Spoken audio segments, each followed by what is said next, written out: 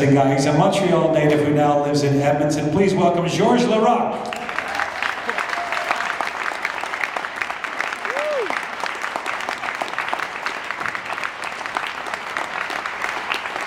How are you, sir? Great to see you. Great to see you. And we most recently saw you on Battle of the Blades. You didn't win, but you did very well. Actually, you're as tall as my partner was. What's that? You're as tall as my partner was. I'm actually not short. I just look that way when I'm standing next to you. It's kind of humiliating standing next to you. Tell me a bit about why you wanted to get involved with Canada Reads after just being involved in Battle of the Blades. Because I really wanted to inspire people to read more literature, to kids, to people. It's really important. I don't think that people read enough. Nowadays, with technology, everything's going on the internet. I think people are forgetting more about reading. So I wanted to touch more people about reading and how important it was. It was always just an important part of my education, and I could translate it to people. How much of a reader are you? I mean, when you've been busy with your NHL career and then you're at the Green Party and vegan restaurants, tell me about the time you make for books. Well, once I turned vegan, I had to read a lot of stuff, political stuff too. You have to read a lot, and actually I travel so much on the plane that I have time to read a lot, because when you travel, what are you going to do, right? Sleep and then read, eat, whatever. And there's not much left to eat on the plane for me when you're vegan, so all I do is read, so it's perfect. By the way, a testament to health for vegans. If you're anybody wondering about the vegan diet, you can be Georges.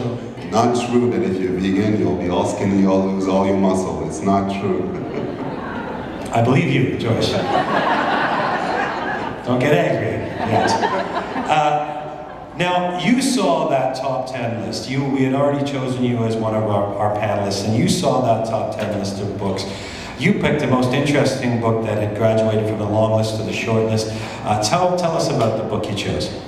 Well, I picked a book to me that was a big reflection of what I do. When I read it, I totally identifies to how I live my life and how I make a living, right, doing sports.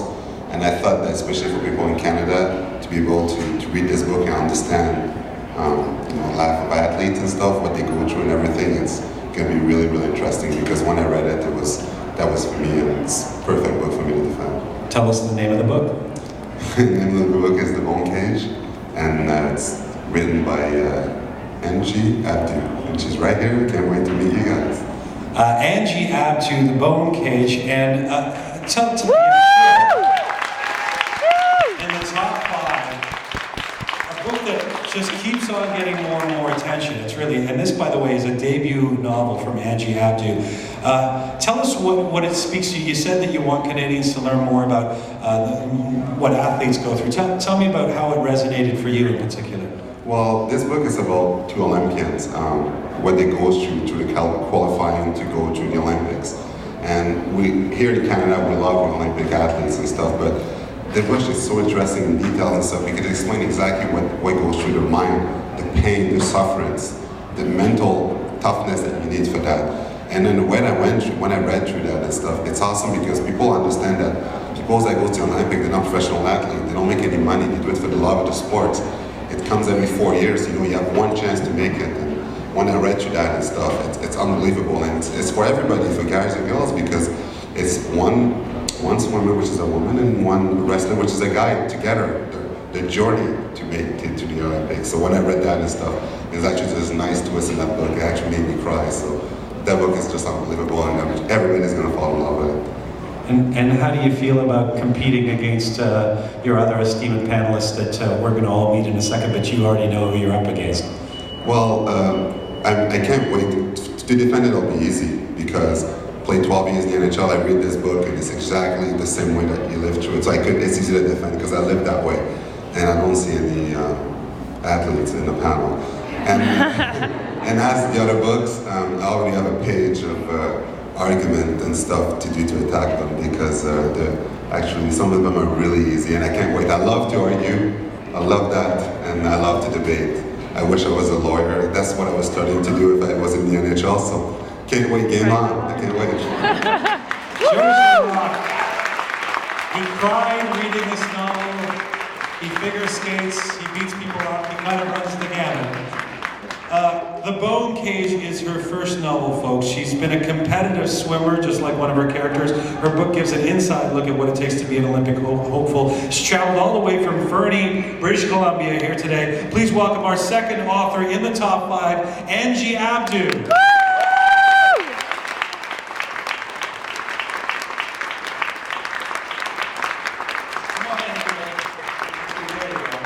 Welcome.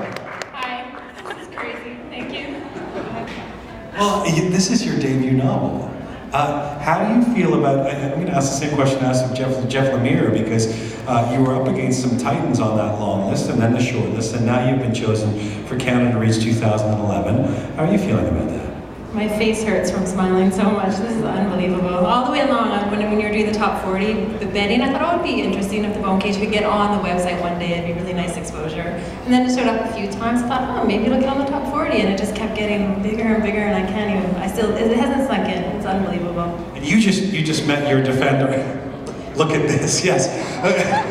You just met your defender, Georges Laraque, backstage there. How are you feeling about him being your champion? It couldn't be any better. I mean, Georges Laraque is telling people to read The Bone Cage. Who's going to say no? It's amazing, and he understands that. When he's telling me about my book, I'm just thinking, I can't believe this guy's read my book, and then he's telling me all these such nice complimentary things about it. And smart, intelligent, articulate, and again, a competitor, right? I have great confidence. Well, you're a competitor too. Tell us just very briefly where this book started for you.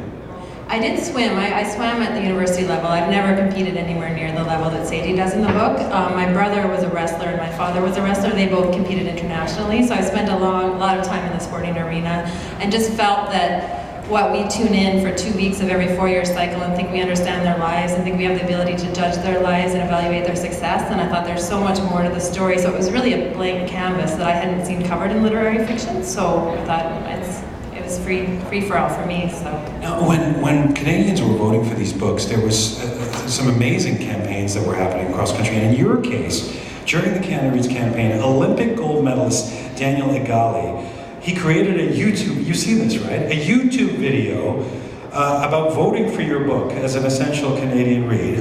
What did you make of that? Again, it was I just about fainted. I saw it, and I think I have Daniel Egali saying, read this book. I have Georges Laraque saying, read this book. I think you better read this book.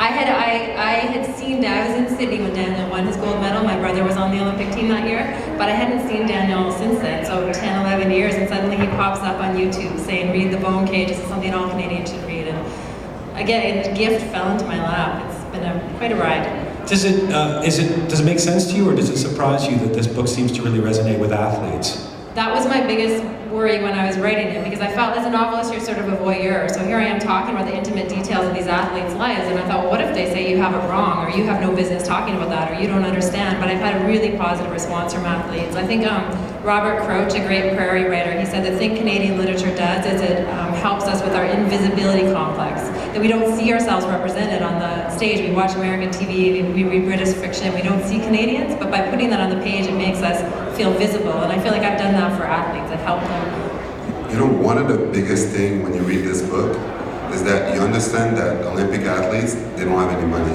And you see the struggle that they go through when you read that.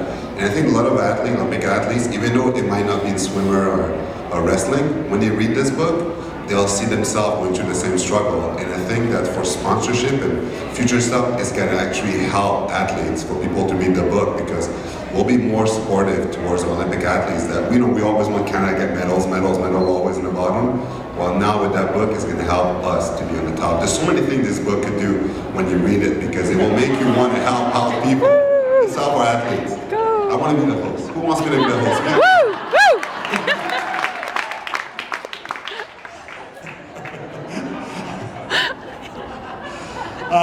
I have a sense of how compelling and powerful you're going to be as a debater with Canada Reads. Ladies and gentlemen, our celebrity panelist, Georges Laraque, Angie Abdou, The Bone Cage.